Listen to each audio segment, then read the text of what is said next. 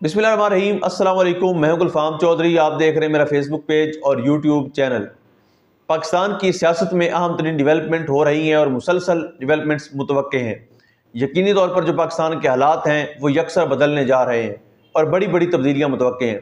इस हवाले से हमारे साथ मौजूद हैं सिद्दीक जान साहब। उनसे जानते हैं क्या डिवेलपमेंट हुई हैं, पहले उनकी बात सुनते हैं फिर उस पर बात करते हैं। बात करेंगे रिचर्ड ग्रेनल की नाम पर, उसके जिक्र पर, नाम पर तो नहीं, उसके जिक्र पर टीवी चैनल्स पर पाबंदी क्यों लगा दी गई है, उसकी मुमकिन वजूहात क्या हैं। और दूसरा, पाकिस्तान के लोगों के बेदारी शऊर की एक के बाद एक मिसाल सामने आ रही है और तीन चाबी वाले खिलौने जो हैं वो अवामी तवज्जो हासिल करने से मुकम्मल तौर पर नाकाम हो गए हैं। लोगों में अवेयरनेस बढ़ गई है, शऊर बढ़ गया है। ये क्या मामला है उस पर बात करेंगे।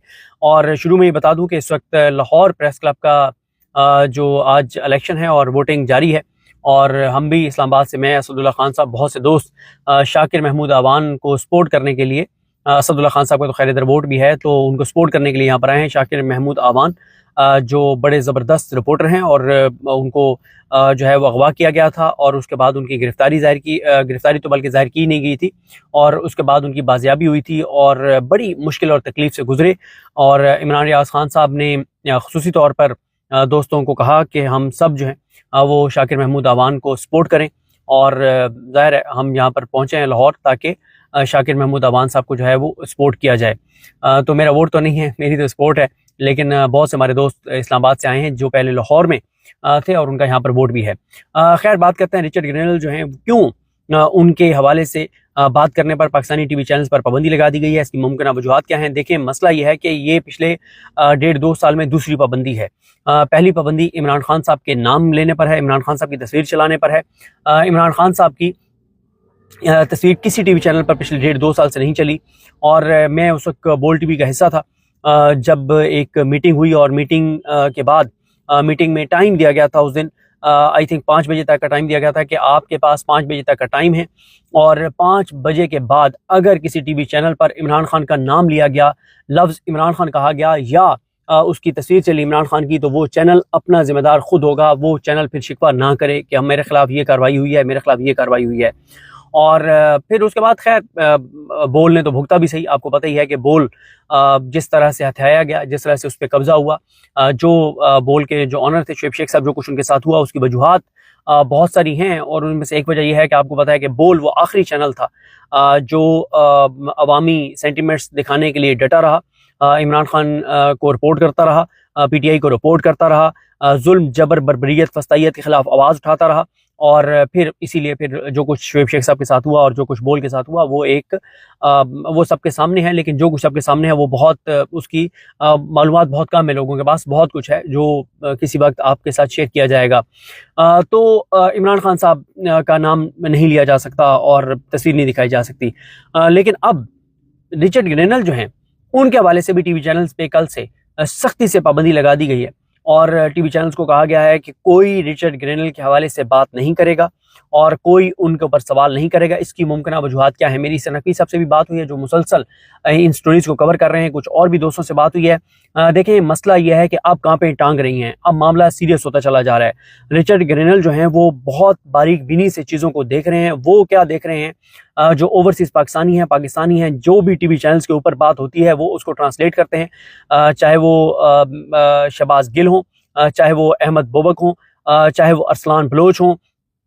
इनके अलावा और बहुत से नाम हैं जो भी पाकिस्तानी टीवी चैनल्स के ऊपर बात होती है तो उसका क्लिप काटते हैं, उसको इंग्लिश में ट्रांसलेट करते हैं, वो ट्वीट करते हैं और उस पर रिचर्ड ग्रेनल का मौक़िफ़ आ जाता है। जो सबसे बड़ा सेटबैक हुआ इस हुकूमत को, इस निज़ाम को, ये हुआ कि जब शीरी रहमान ने, जो इस वक्त पीपल्स पार्टी, आपको पता है कि चाबी वाली खिलौनी है पीपल्स पार्टी, पूरी जमात, उसकी हैसियत और औकात कोई नहीं है, तो उनको भी कहा गया कि आप लोग भी टीवी चैनल पर ज़रा मनोरंजन बेचें।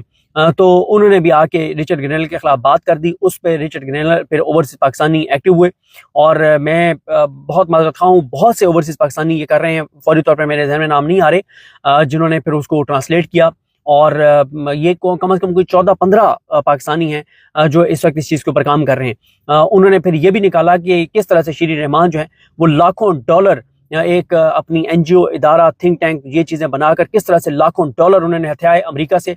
और मैं आपको बताऊं कि ये एम्बेसीज़ के से दुनिया भर के जो एम्बेसीज़ हैं पाकिस्तान में, उनको वो यहाँ पे काम करती हैं, फंडिंग करती हैं कि उनके इमेज बिल्डिंग हो। और उस इमेज बिल्डिंग के लिए यहाँ पे बहुत से इदारे, बहुत सी एनजीओज हज़ारों लाखों डॉलर हथियाती हैं और ये करप्शन, लूट मार का बहुत बड़ा जरिया है। और ख़ास तौर पे जो फंडिंग होती है वो यूएस एड की होती है। तो शीरी रहमान जो हैं उन्होंने भी यूएस एड से पैसे लिए हुए हैं, उन्होंने भी अमेरिकी फंडिंग ली हुई है।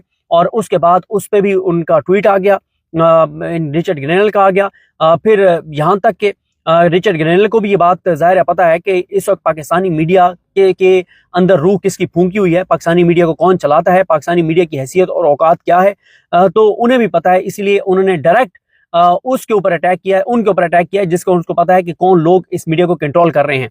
और उसने तो सीधा सीधा जो है वो ये बात कही कि वो सारे इस चीज़ को देखेंगे कि किस तरह से यहाँ पे फंडिंग होती रही, जो जियो को फंडिंग होती रही, जंग ग्रुप को फंडिंग होती रही, ये शीरी रहमान वगैरह को, और इस तरह से हुकूमती लोगों को, इन माफियाज को किस तरह से उन्होंने पैसा हथियाया है। बल्कि वो तो इससे भी आगे चले गए जब उन्होंने IMF को टैग कर दिया कि पाकिस्तान की फंडिंग के हवाले से, जो बहुत ही सेंसिटिव था। अब जो भी यहाँ पे एक के बाद एक नया कट्टा खुल रहा है, उससे मसला तो इस निज़ाम को है, क्योंकि ये सारे जो माफियाज हैं, जो ड्रग डीलर्स हैं, जो कब्जा माफिया हैं, जो 2 नंबर घटिया और नीच किस्म के लोग हैं, जो पैसे हथियाते हैं, जो लूट मार करते हैं, जो करप्शन करते हैं, वो हमको पता है कि इस वक्त इस निज़ाम के मेन लोग हैं।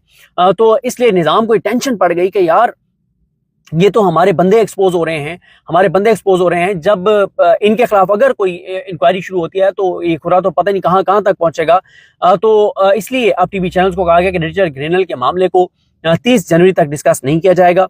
उसकी वजह यही है कि जब डिस्कस होता है तो फिर हुकूमती जो जमातें हैं वो समझती हैं कि जैसे वो इमरान खान के ऊपर झूठे इल्जामात लगाते रहते हैं, PTI पे घटिया इल्जामात लगाते रहते हैं, अवाम पाकिस्तान के ऊपर इल्जामात लगाते रहते हैं, कभी अवाम को क्या कहा जाता है तो कभी सोशल मीडिया को क्या कहा जाता है, तो ये सारी चीज़ें होती रहती हैं। तो कोई फ़र्क नहीं पड़ता, क्योंकि ये मामला पाकिस्तान के इंटरनल है और ये मामला पाकिस्तान की अदालतों में जा सकते हैं। और पाकिस्तान की अदालतों की याही अफरीदी साहब के आने के बाद जो हशर नशर है वो आपके सामने है। जो अमीनुद्दीन खान साहब को आईनी बेंच का सरबराह बनाने के बाद जो हशर नशर है, जो घटिया आदमी काजी फायजी ने जो कुछ मुल्क के साथ किया, उससे भी बदतर हालात जो कुछ हो गए हैं। तो इसलिए फर्क नहीं पड़ता, आप PTI के खिलाफ, इमरान खान के खिलाफ या अवाम पाकिस्तान को कुछ भी कहते रहें, कोई आपका कुछ नहीं कर सकता। लेकिन यहाँ पे मसला है चिट्टी चमड़ी वालों का, यहाँ पे मसला है अमेरिका का। वो अमेरिका जिसके बारे में ख्वाजा आसिफ कहता था कि हमारे बाप हैं, वो अमेरिका जिसके बारे में कहता था कि वेंटिलेटर उनके लगाए हुए हैं और उन्होंने वेंटिलेटर का बटन बंद किया तो बहसीत कौम हम मर जाएंगे, फौत हो जाएंगे आप, और हमें उन्होंने ड्रिपें लगाई हुई हैं, ये बातें करते थे ख्वाजा आसिफ। तो वो मामला सीरियस है। अब इनको ये टेंशन पड़ी कि ये तो टीवी चैनल के ऊपर जो चीज़ें डिस्कस हो रही हैं, इससे मसला ये हो रहा है कि ये बात बहुत हाईलाइट हो रही है।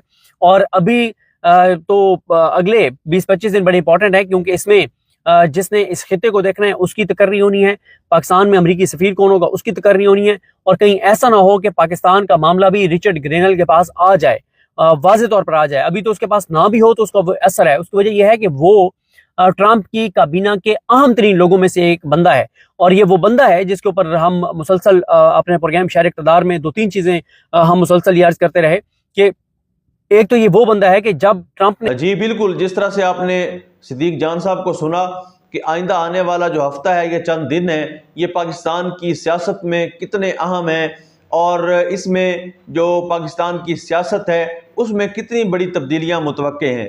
अल्लाह पाक वतन अजीज़ का हामी व नासिर हो। पाकिस्तान जिंदाबाद।